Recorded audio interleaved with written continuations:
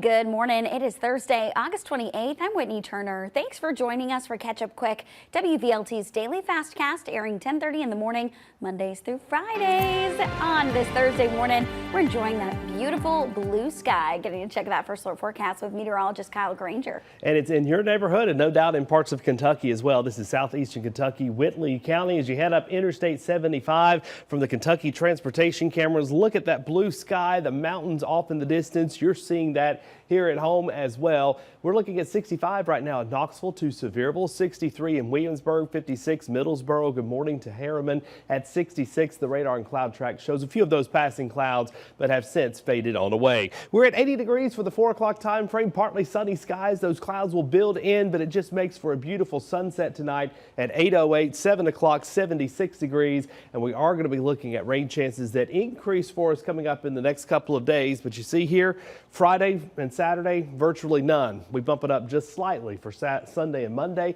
We'll talk about that and your holiday forecast in just a few minutes. All right, Kyle, thanks so much. New details this morning. The Kitty Corner Daycare in Clinton is being sued. A lawsuit was filed by parents who claimed their child was abused while at the daycare. According to the lawsuit, the parents were told their child had a minor incident during nap time that hurt them. A daycare employee reported that incident to DCS. Well, police say following an investigation, they found the child was assaulted by an employee. Michaela Ward was recently arrested and charged with child abuse. The lawsuit claims the daycare's director tried to hide video evidence of the assault from DCS. Well, the parents are accusing the daycare of multiple charges, including negligence and fraud. They're asking for a jury trial in compensation. And what's the strangest thing you've ever seen fishing? Take a look at this. One fisherman catching a World War II era explosive device yesterday. Knoxville police say this happened near the Sequoia Hills boat ramp off of Cherokee Boulevard. The fisherman caught the explosive about 20 feet from the embankment. KPD says they carefully evaluated the device and took it to U.S. Army personnel in Cookeville. The Knox County Sheriff's Office has worked with ICE for years. Commission members are officially recognizing the partnership. They passed an honorary resolution this week. KCSO says they booked nearly 400 immigration detainees in April, a huge increase from last fall. Those who said yes to the resolution say they want the partnership with ICE to continue. Well, commissioners who voted against it argue the commission shouldn't get involved in national politics.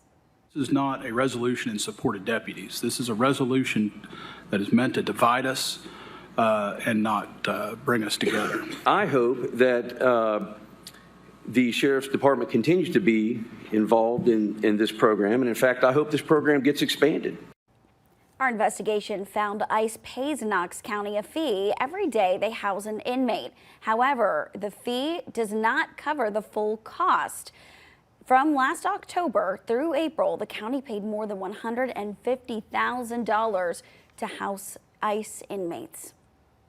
And a former Knox County Sheriff's Office narcotics chief is pleading guilty in federal court to defrauding the department. The plea stems from an FBI investigation 5 years ago. David Henderson spent $138,000 on Apple products, ordering his staff to work on construction projects and using KCSO resources to restore classic cars. Court documents say he ordered his staff to pay for things like cameras, Yeti coolers, Lazy Boy recliners, and gun accessories. Those items either went to Henderson or his family and friends. As part of his plea agreement, Henderson agreed to pay nearly $21,000 in restitution. And a Powell man is accused of ramming his car into the front gate of the Augusta quarry, causing thousands of dollars in damage. Police say Christian Thompson was inside the quarry after the front gate was locked. Well, then he rammed his car into the gate so he could leave. A witness told officers Thompson appeared to be drunk at the time. The suspect is charged with vandalism. Replacing the gate could cost up to $20,000. The Washington County Sheriff's Office says the manhunt for Michael Vernon Edwards is now over. Edwards was taken into custody in a field off of Highway 36 yesterday afternoon.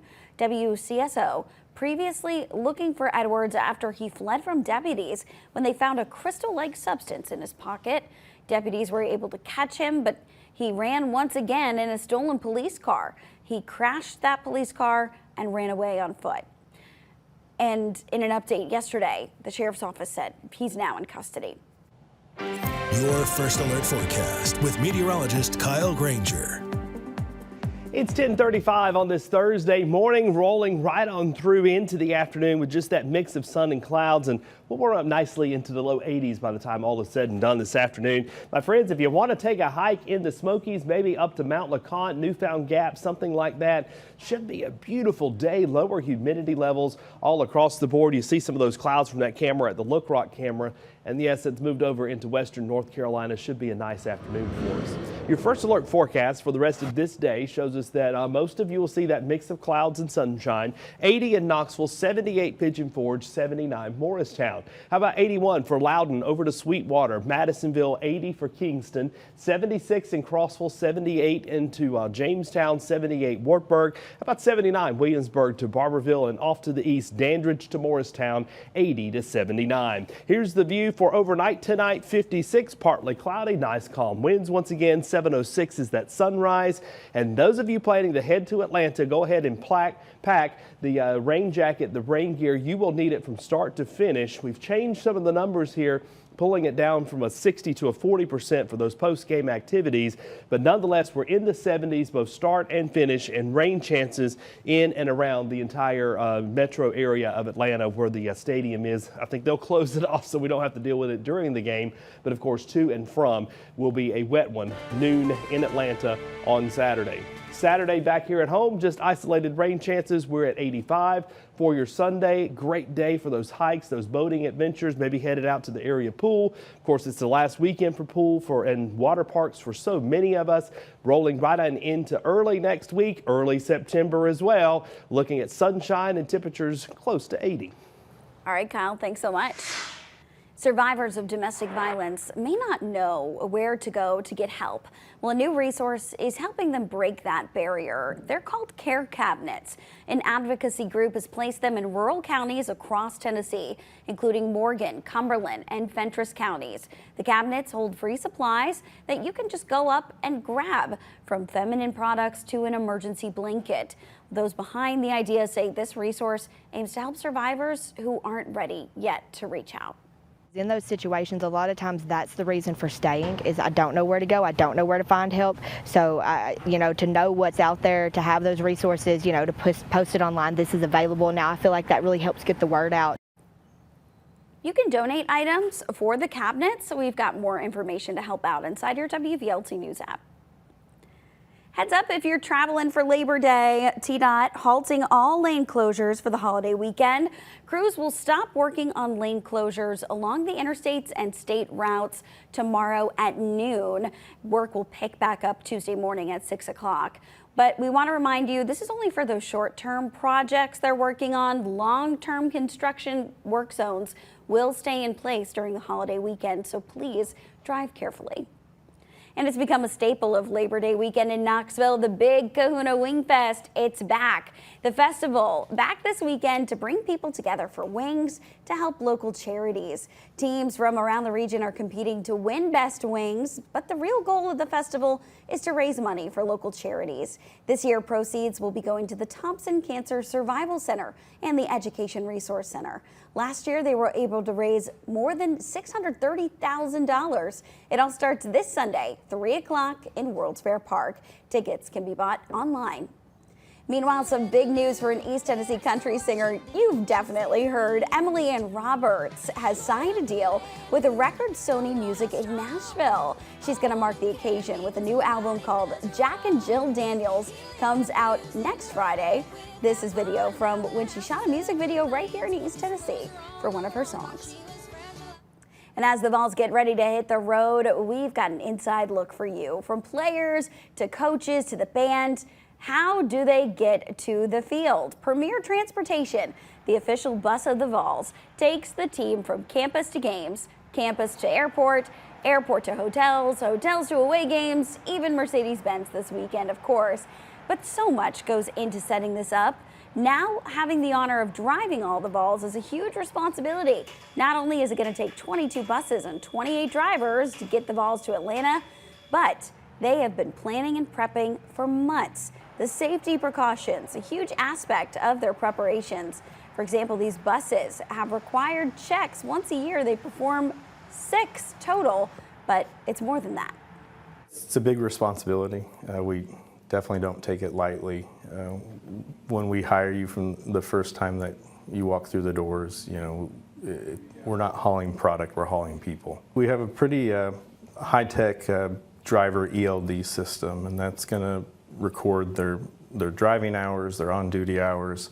It's also going to give them a quick notification if their eyes somehow now become distracted, or it's going to send our safety director if they were to pick up a cell phone or something like that while they're driving, so we can coach them on those bad habits and make sure that they don't happen again.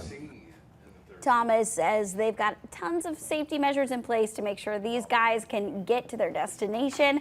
They even do checks on the buses between trips. He also says the UT buses, some of the most photographed buses in the country. But the logistics of all the transportation is what really shocked us when we dug into this. For example, a set of buses is taking the Vols to the airport this weekend, picking them up in Atlanta, and another set is taking the band, and then another one will pick them back up when they get back to Knoxville. In total, once again, 22 buses needed, 28 drivers just for this weekend alone. And WVLT is proud to be your official station of the Vols. We're learning VFL Al Wilson will serve as the honorary captain for Tennessee's season opener against Syracuse. Wilson is regarded as one of the greatest defensive players in program history. The Jackson native led the Vols defense during that undefeated season when they brought home a national title in 1998. He went on to appear in 5 Pro Bowls during an 8-year stint in the NFL. Wilson is also a member of the College Football Hall of Fame class of 2021. Be sure to join us this Saturday for our volunteer game day show. Voice of the Vols, Mike Keith, Heath Schuler, and our Brittany Tarwater will have everything you need to know before the Vols take on Syracuse. You'll see featured interviews with quarterback Joey Aguilar and linebacker Arion Carter. It's all happening Saturday morning at 10 a.m. right here on WVLT and the Tennessee Valley Sports Network, which is my VLT. An encore presentation will air directly after on both channels. You can stream it inside your WVLT News app. This is going to air 2 hours before every UT game this season.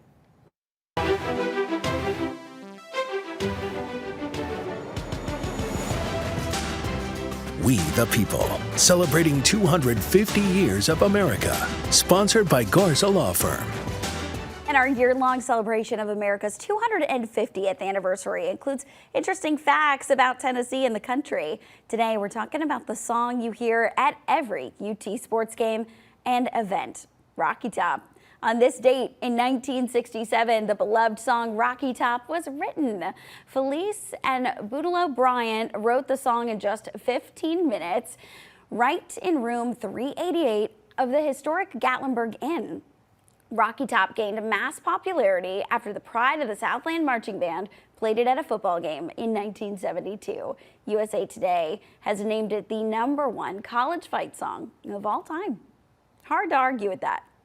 Thanks so much for joining us. Remember, you can stay up to date on WVLT.tv, inside your WVLT News app, and on WVLT's social media pages. We're also going to be right back here with your top headlines at noon.